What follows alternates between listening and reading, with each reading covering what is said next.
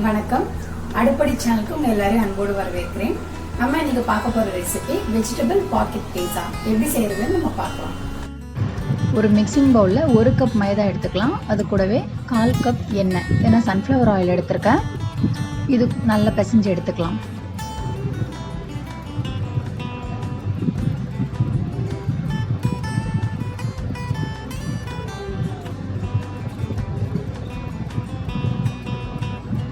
இப்போ இது கூடவே 1/2 டீஸ்பூன் உப்பு, 1 டீஸ்பூன் பேக்கிங் பவுடர், இது எல்லாத்தையும் சேர்த்து நல்லா கலந்துக்கலாம்.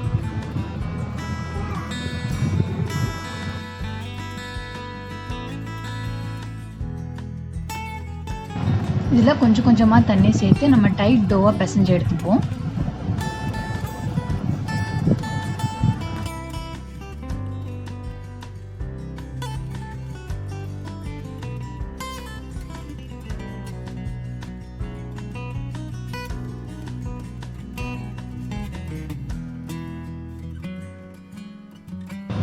இப்போ நம்மளோட டோ ரெடி ஆகிடுச்சு. இது 1/2 மணி நேரம் ஊறணும்.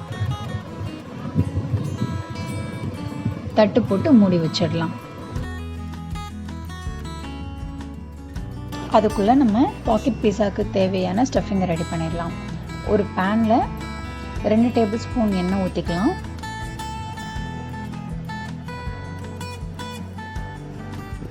எண்ணெய் நல்லா சூடாயிடுச்சு. இப்போ பொடியாக நறுக்கி வச்சுருக்க பூண்டை சேர்த்து நல்லா வதக்கிக்கலாம்.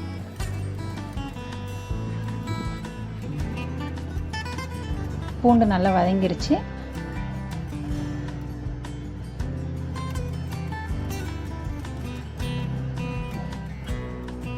இது கூடவே பொடியாக நறுக்கி வச்சிருக்க ஒரு மீடியம் சைஸ் வெங்காயத்தை சேர்த்து நல்லா வதக்கிக்கோங்க.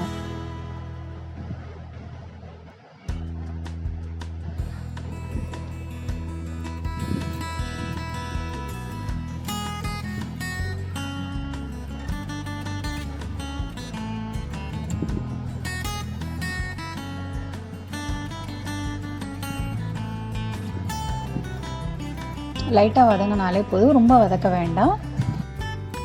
இது கூடவே பொடியாக நறுக்கி வச்சுருக்க 3/4 கப் தக்காளி சேர்த்து 2 நிமிஷம் வதக்கிக்கலாம்.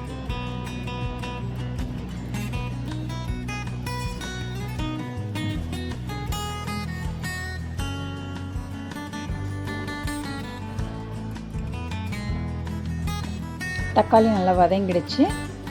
காய்கறிகளை சேர்த்துடலாம். 1/2 கப் குடமிளகாய், 1/2 கப் பொடியாக நறுக்கின கேரட்,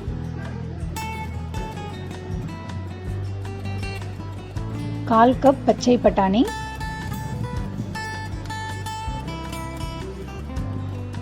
1 கப் காளான். இது எல்லாத்தையும் சேர்த்து நல்லா ஒரு தடவை கலந்து விட்டுக்கோங்க. காய்கறிகள் கொஞ்சம் வதங்கட்டும்.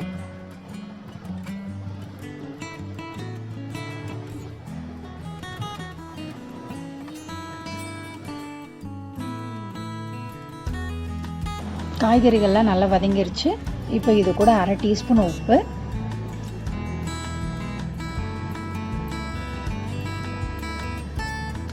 1 டீஸ்பூன் சில்லி ஃப்ளேக்ஸ்,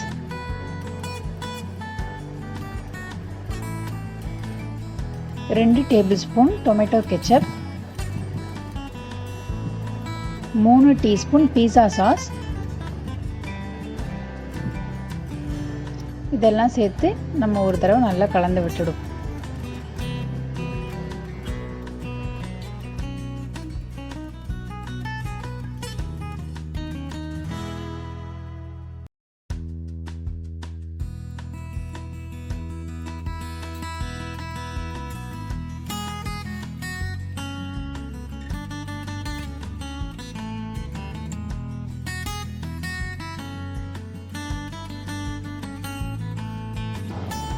இதில் கொஞ்சமாக தண்ணி ஊற்றிக்கலாம்.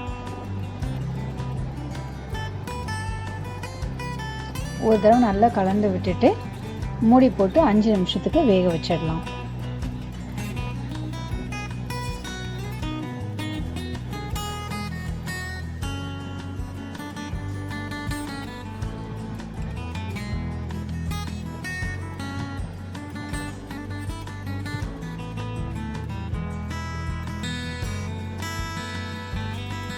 5 நிமிஷம் ஆயிடுச்சு.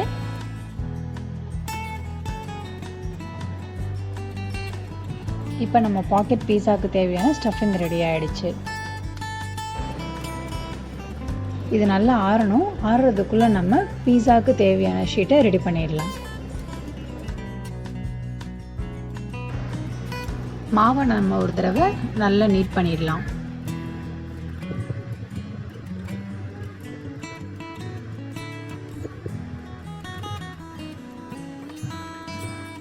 இதுலேருந்து ஒரு போர்ஷன் மட்டும் எடுத்து நான் இப்போ ஷீட்டை நல்லா ஸ்ப்ரெட் பண்ண போகிறேன். முடிஞ்ச வரைக்கும் ஸ்கொயராக இருக்க மாதிரியே பார்த்துக்கோங்க. லைட்டாக மாவு ஸ்ப்ரிங்கிள் பண்ணிக்கலாம். இப்போ நம்ம ஸ்கொயராக தேய்ச்சிக்கலாம்.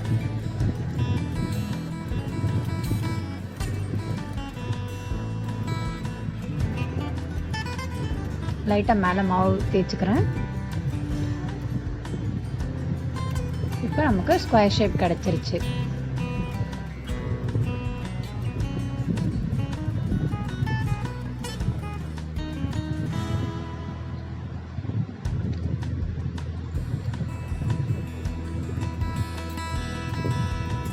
எக்ஸஸ் எல்லாம் நம்ம வந்து கத்தியால் கட் பண்ணி எடுத்துக்கலாம்.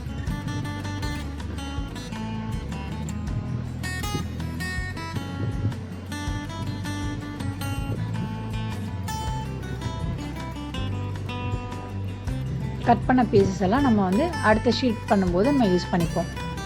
இப்போ நான் இதை ஈக்குவல் 2 போர்ஷனாக பிரிச்சுக்கிறேன்.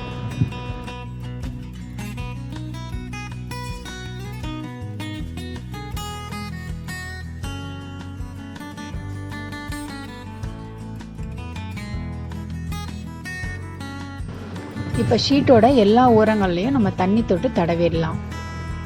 இந்த ப்ராசஸ் கண்டிப்பாக பண்ணணும். அப்படி இல்லைன்னா நம்மளோட ஸ்டஃபிங் எல்லாம் வெளியில் வந்துடும் எண்ணெயில் போட்டு பொரிக்கும் போது.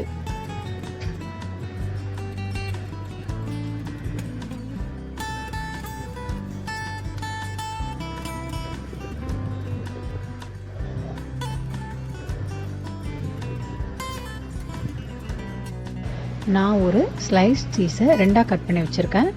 அதில் ஒரு பீஸை எடுத்து ஷீட்டோட நடுவில் வச்சிடலாம்.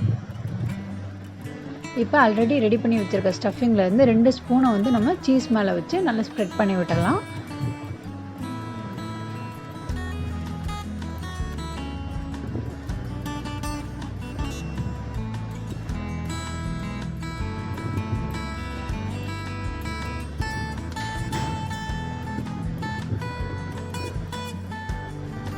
இன்னொரு பீஸால் மேலே க்ளோஸ் பண்ணிவிட்டு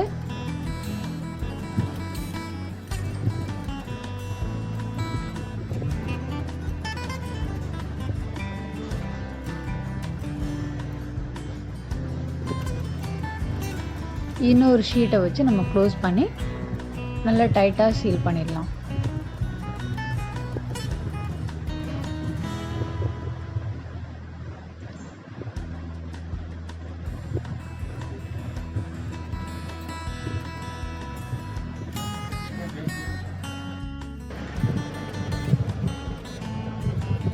ஃபோக் வச்சு எட்ஜஸில் லைட்டாக ப்ரெஸ் பண்ணி விட்டுடலாம். அது பார்க்குறதுக்கு நல்ல டிசைன் போலவும் இருக்கும், நல்ல டைட்டாகவும் சீல் ஆகும்.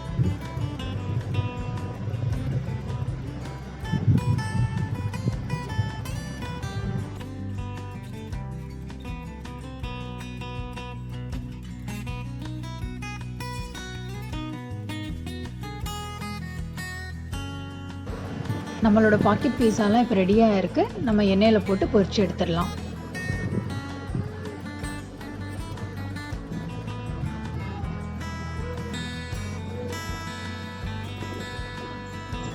மீடியம் ஃப்ளேம்லேயே இருக்கட்டும். மீடியம் ஃப்ளேம்லேயே வச்சு 2 சைடும் நல்லா கோல்டன் ப்ரௌனாக பொரிச்சு எடுத்துடலாம்.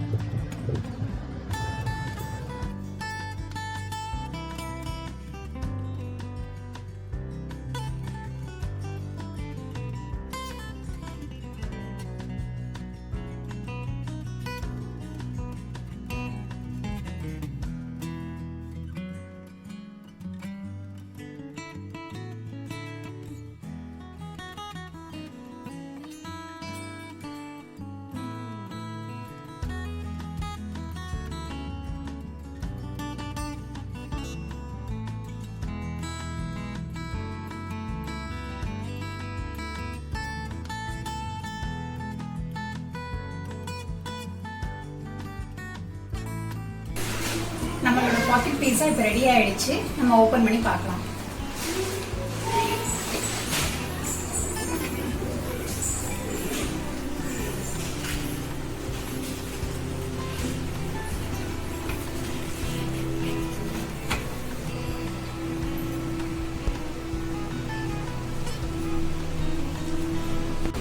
இந்த ரெசிபி உங்களுக்கு பிடிச்சிருந்தா லைக் பண்ணுங்க, ஷேர் பண்ணுங்க, கமெண்ட் பண்ணுங்க. மறக்காம சேனலை சப்ஸ்கிரைப் பண்ணுங்க.